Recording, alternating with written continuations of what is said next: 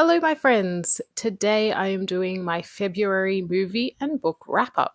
I'm going to be sharing all of the movies that I watched in February, all of the TV shows, and all of the books that I read. So, without further ado, let's get into it. The first horror movie that I saw was Presence. This came out in the cinemas in my region, and it is a very different type of movie. It is a haunting movie from the perspective of the ghost. It has very interesting camera angles because you are following the ghost, watching and observing the family that moves into the house. I really want to give this points for creativity. I thought it was really interesting and unique and original. I would say that I was a little bit confused by the ending and that it was very slow paced. So I ended up giving it a 3.5 stars. Then I saw Heart Eyes, which is a Valentine's Day slasher. I saw this at the cinemas, and this was a good time. It was fun. The kills were creative, it was very gory, it was violent, it was really funny too. I think that there was a lot of good chemistry between the two lead actors. My issue was the reveal, which I'm not going to give away here. It's all spoiler free with these recaps, but the motivation of the killer was very weak for me. I was like, really? That's your reason? And there were a lot of plot holes. There were a lot of plot holes. There's things that just don't add up or make sense at all, and we're supposed to just go with it. But apart from that, it was a good time. Then I watched Teeth, which is an older horror movie, probably I would say early 2000s, I think. This is a movie that I picked. So I have a movie club with my mum and my sister. We pick a movie each month and discuss it. This time it was my turn. I picked Teeth. And if you didn't know, Teeth is a horror comedy about a girl who has teeth in her nether regions. And if the boys play up, well, they're going to lose some valuable appendages, if you know what I mean. This movie is so bad that it's good. It's one of those cringy, tongue in cheek. It's very campy. It's very awkward, but it's just funny. You can't help but laugh and be entertained the whole way through. Do I recommend it? Well, I don't know about that, but I think you'd have a good time if you watched it. You certainly won't forget it. Then I saw The Monkey at the cinemas, and I had a very interesting viewing experience. I love Osgood Perkins. I love Longlegs. That was one of my favorite horror movies that came out last year. Obviously, James Wan is one of my favorite directors, and I love Stephen King. So I was like, okay, this movie is made for me. And whilst it was very entertaining and very gory, it sort of reminded me of Final Destination. I think that what was off in this movie was the tone. It was very dry and sarcastic, and they made a joke out of everything. And when you make a joke out of everything, it's really hard to take a movie seriously. And therefore, it sort of eliminated the fear and the scares. They weren't as impactful because everything was a joke. This is adapted from a Stephen King short story, and I think there are elements in this movie where you can tell that this was a short story. And there's also a scene toward the end that, unless you've read the short story, which I haven't, I don't think would make sense to anybody. It didn't make sense to me. It's pretty much a nod to the short story, and it just felt a bit out of place.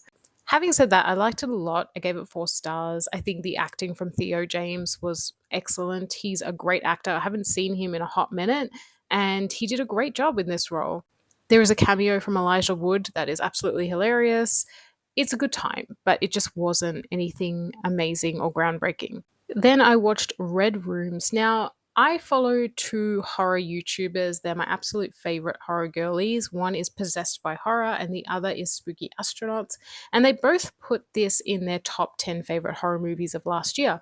So I was like, okay, I have to check this out because they're really hyping it up. And unfortunately, it just didn't live up to the hype for me. It's about a French Canadian model who is obsessed with a true crime case. She is going to the courts to watch this play out. She is researching it online. She's sort of become a fangirl of the case. And by the end, there's supposed to be like this big payoff, and there just wasn't for me. Like, I didn't really get anything out of this movie. It was very slow. I was trying to understand what was going on. It just left me feeling really uncomfortable. And yeah, I gave it a 3 stars. It was fine. It just didn't really live up to the hype. On to TV shows or miniseries, I watched the Creep Tapes, which I reviewed on my blog. I always do found footage February, where I watch some sort of found footage movie or show in February. And I chose to do the Creep tapes because I love Creep. I love the first one and the second one. And look, it was good. I really love the lead, Peach Fuzz. Like, he's the best part of Creep and this whole franchise, but it didn't really do anything new. There wasn't anything that I was like, oh, we got some really good lore or backstory on this character, or really like developed his story or the plot. It was just him being him for 6 episodes. And it's pretty much the same story, but just rehashed in different ways. So, I mean, they're short, they're about 20 minutes long. You can breeze through this one, but you're not really going to get anything new out of it. My absolute favorite thing that I watched this month was Dexter Original Sin, the prequel. I am a huge Dexter fan. You have no idea how big a fan I am of Dexter. And I was so excited for this prequel. A prequel can sometimes be sort of redundant because we already know what's coming. But in this case, we learn so much about who Dexter is as a younger man. We learn about his family dynamics, about where he came from, how he honed his craft. The way that they put this together is just excellent. They really, really created a masterpiece here. And I'm not exaggerating. If you love Dexter and you haven't watched the prequel yet, please go and do so. I am going to write up a blog post about why this is so worth watching. It will come out this month. Needless to say, 6 out of 5 stars. And now on to books.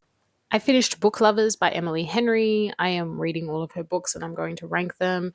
I really liked Book Lovers. This was so fun. This is about a literary agent who goes to a small town to get away with her sister, and there she runs into her rival, a book editor who she has this, sexual tension with.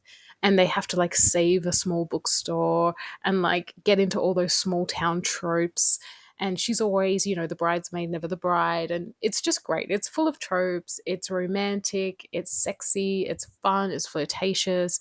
I really love Emily Henry. I think she's such a great author. I think that her strongest suit is her banter. And there's so much good chemistry and banter in this book. And the last thing I read was The Vengeful Dead by Darcy Coates. Darcy Coates is my favorite horror author. If you've never read a Darcy Coates book, what are you doing? This is her Gravekeeper series, and this is book 5, and it is the last book in this series. So I have been reading this series for years. I remember reading the first book when I still lived in Melbourne, and we finally finished it. I was so sad to end this series. It has become very close to me, very dear to me. I love the characters. It is about a girl that can speak to ghosts, and she helps them pass on.